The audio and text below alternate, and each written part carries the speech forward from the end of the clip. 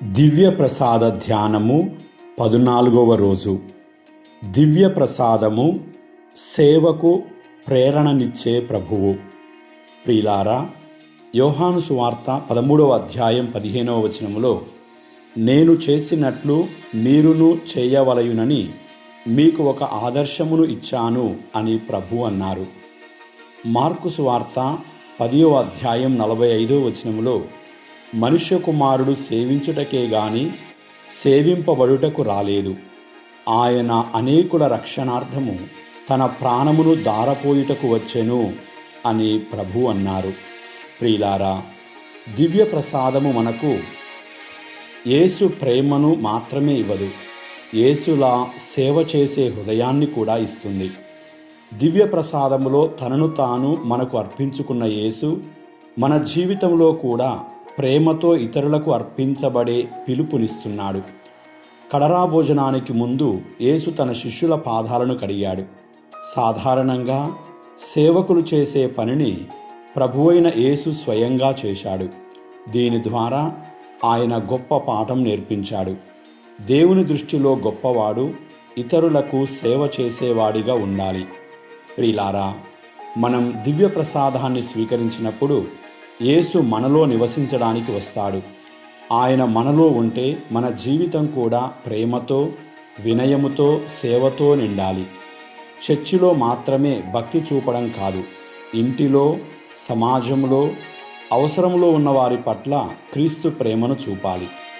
దివ్య ప్రసాదము మనల్ని స్వార్థము నుండి బయటకు తీసుకుని వస్తుంది.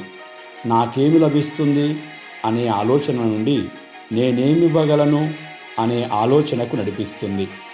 యేసు మనకు తన శరీరాన్ని ఆహారంగా ఇచ్చాడు. అదేవిధంగా మనం మన సమయం, మన శక్తి, మన ప్రేమ, మన ప్రతిభలను ఇతరుల మేలు కోసం అర్పించాలని ప్రభువు పిలుస్తున్నాడు.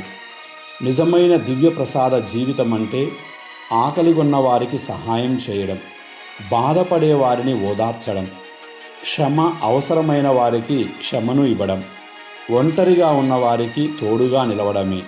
ప్రియులారా, దివ్య ప్రసాదములో యేసును స్వీకరించిన మనం ప్రపంచములో యేసు ప్రేమకు సజీవ సాక్షులుగా మారాలి.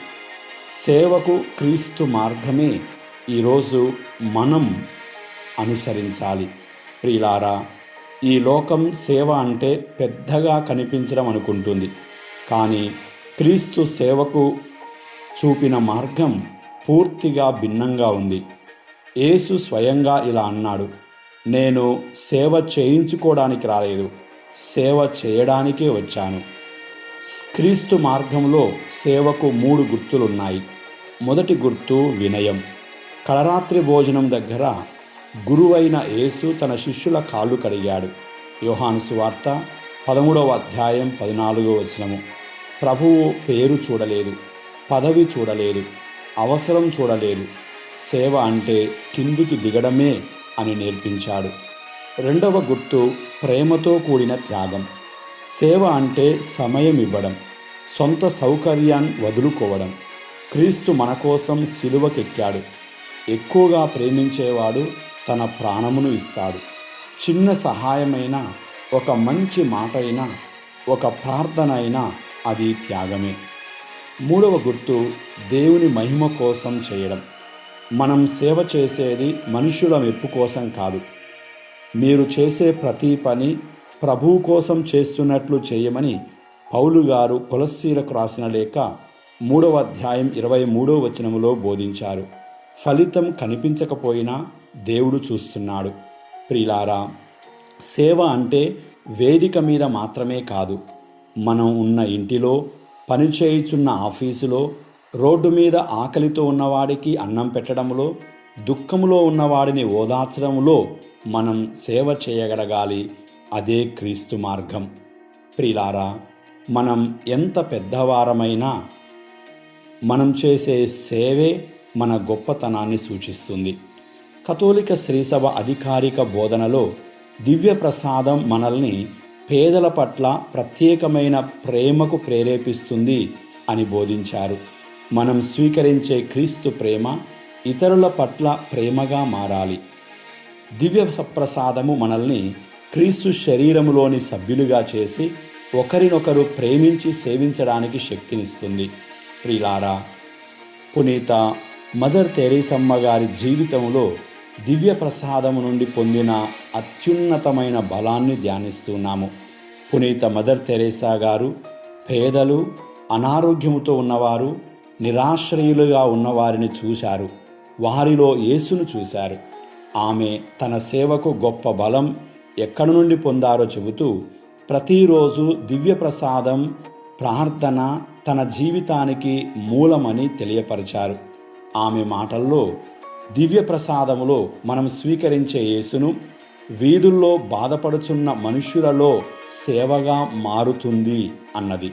ప్రియులారా, ఈ గొప్ప సాక్ష్యం మనకు దివ్య సప్రసాదము ప్రార్థనలో మాత్రమే కాదు, ప్రేమతో కూడిన సేవలో వ్యక్తమవ్వాలని నేర్పిస్తుంది.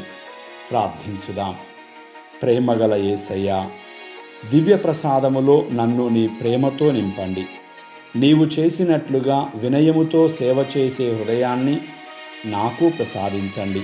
నా మాటల ద్వారా, పనుల ద్వారా, జీవితం ద్వారా నీ ప్రేమను ఇతరులకు పంచే సాధనముగా నన్ను ఉపయోగించండి. ఆమేన్.